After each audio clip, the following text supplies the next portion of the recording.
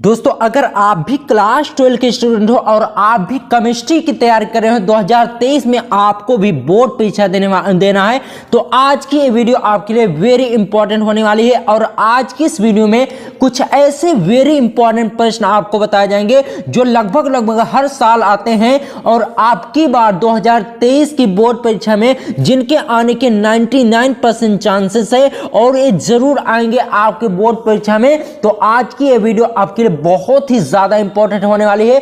आज की इस वीडियो में आंसर के साथ वेरी इंपॉर्टेंट प्रश्नों को हम बताएंगे और साथ ही उनका पीडीएफ भी हम डिस्क्रिप्शन में दे रहे हैं, आप वहां से जाकर उन्हें डाउनलोड कर सकते हो। देखिए सबसे ज्यादा इंपॉर्टेंट सबसे पहले आता है फ्रेंकल दोष से आप क्या समझते हैं। आप देख सकते हैं 2020 में भी पूछा गया, 19 में 16, 17, 15, 14 और 13 इतने सालों से लगातार पूछा जा रहा है। इसी तरह से बहुत से क्वेश्चन आज की इस वीडियो में आपको बताने वाले हैं जिनके आने के 99% चांसेस है अब की बार 2023 में।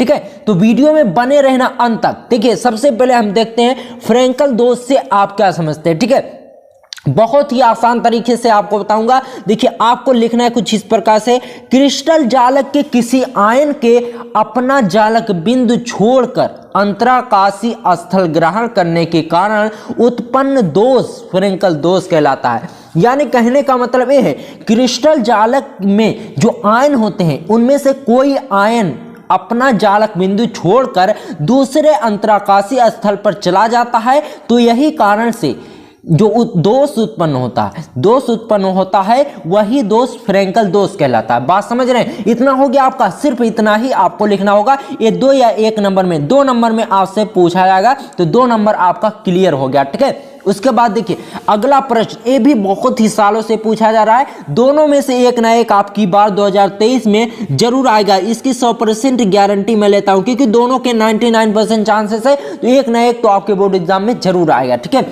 साटकी दोष से आप क्या समझते हैं, उसका आंसर भी इसी तरह से हम समझाते हैं आपको। देख लीजिए, वह दोष जो क्रिस्टल में धनायन तथा ऋणायन के समान संख्या में अपने स्थानों से लुप्त होने के कारण निर्मित रिक्त स्थानों के कारण होता है, साटकी दोष कहलाता है। ठीक है, बात समझ रहे हैं?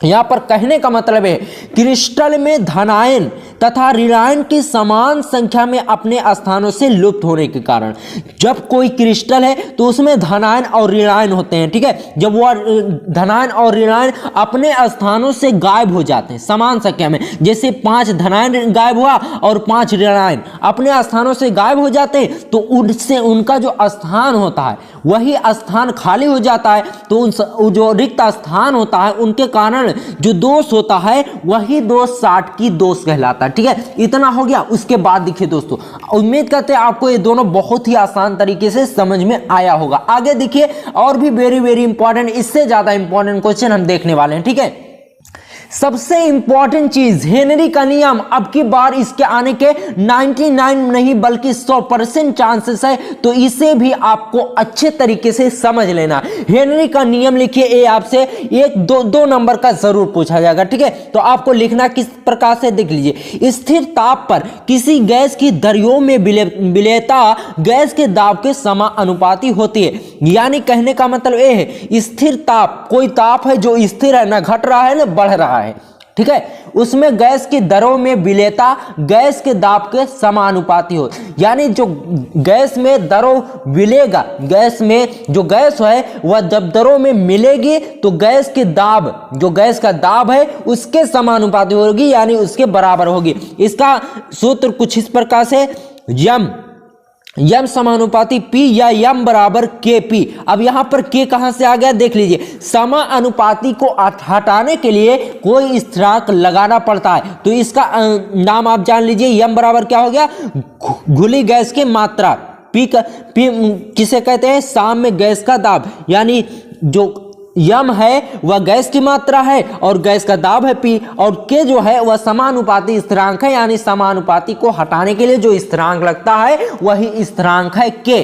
ठीक है, आप लोग देख सकते हैं कितने सालों से लगातार पूछा जा रहा है। तो अब की बार भी इसके आने के 99% चांस है। और राउल्ट का नियम ये भी वेरी इंपॉर्टेंट है, अगर हेनरी का नियम नहीं आया तो राउल्ट का नियम जरूर आएगा। इसकी 100% गारंटी साकिब क्लासेस लेता है। ठीक है, देखिए राउल्ट का नियम कुछ इस प्रकार से आपको लिखना है, किसी निश्चित ताप पर विलयन में उपस्थित अवयवी घटक का आंशिक वाष्प दाब उस अवयवी घटक की मोल भिन्न के समानुपाती होता है। दोस्तों यहां पर कह क्या रहा है, किसी निश्चित ताप पर, यानी जो कोई ताप है वह निश्चित है, ना घट रहा है ना बढ़ रहा है, उसमें विलयन में उपस्थित अवयवी घटक, यानी जो घटक घोला जाता है, जैसे मान लीजिए चीनी है तो वो क्या हो गया, अवयवी घटक है। ठीक है, अवयवी घटक का आंशिक वाष्प दाब, यानी वाष्प दाब जो वाष्प प्रेशर है उसका वह आंशिक प्रेशर, ठीक है, उस अवयवी घटक की मोल भिन्न के समानुपाती होता है। यानी कहने का मतलब यह है, किसी निश्चित ताप पर विलयन में उपस्थित अवयवी घटक का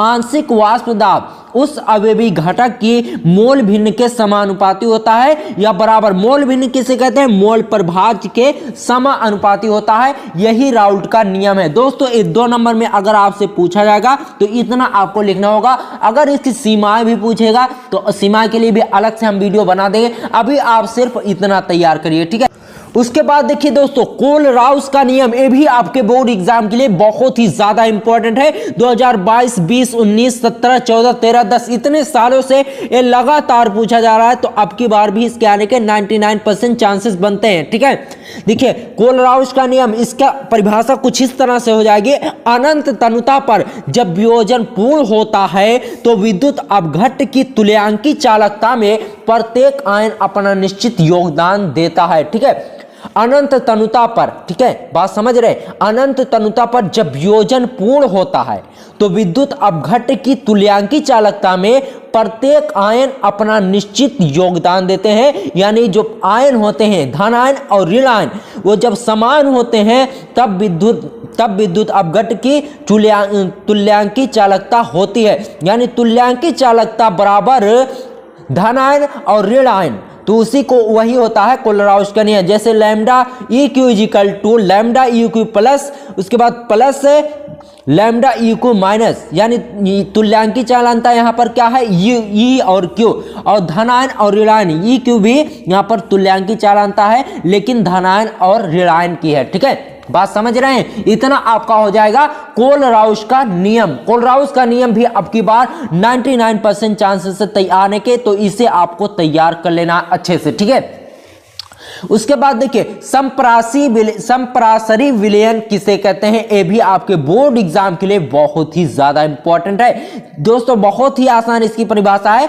जिन विलयनों का प्रासरण दाब समान होता है उन्हें संप्रासरी विलयन कहते हैं। इसके नाम से ही पता चल जा रहा है, संप्रासरी विलयन किसे कहते हैं, जिन विलयनों का प्रासरण दाब समान होता है तो उन्हें संप्रासरी विलयन कहते हैं। ठीक है, ये भी आपके बोर्ड एग्जाम के लिए बहुत ही ज्यादा इंपॉर्टेंट है, तो इसे भी आपको तैयार कर लेना है। उसके बाद देखिए मोलर उन्नयन स्थिरांक तथा मोललता में क्या संबंध है, इसको आपको बताना है। तो ये सिंपल से आपका हो जाएगा, क्वथनांक में उन्नयन बराबर मोलर उन्नयन स्थिरांक गुणे मोललता। ये आपका हो जाएगा मोलर उन्नयन स्थिरांक तथा मोललता में संबंध। इतना आपको लिखना होगा। दोस्तों ये जो क्वेश्चन हमने बताया है इनके आने के 99% चांसेस है, तो इसे आपको तैयार कर लीजिए। और इसका पीडीएफ अगर आप लेना चाहते तो डिस्क्रिप्शन में लिंक है, आप वहां से जाकर इसे डाउनलोड कर सकते हैं। मिलते हैं आपसे किसी और अच्छी सी वीडियो में, तब तक के लिए गुड बाय, जय हिंद जय भारत।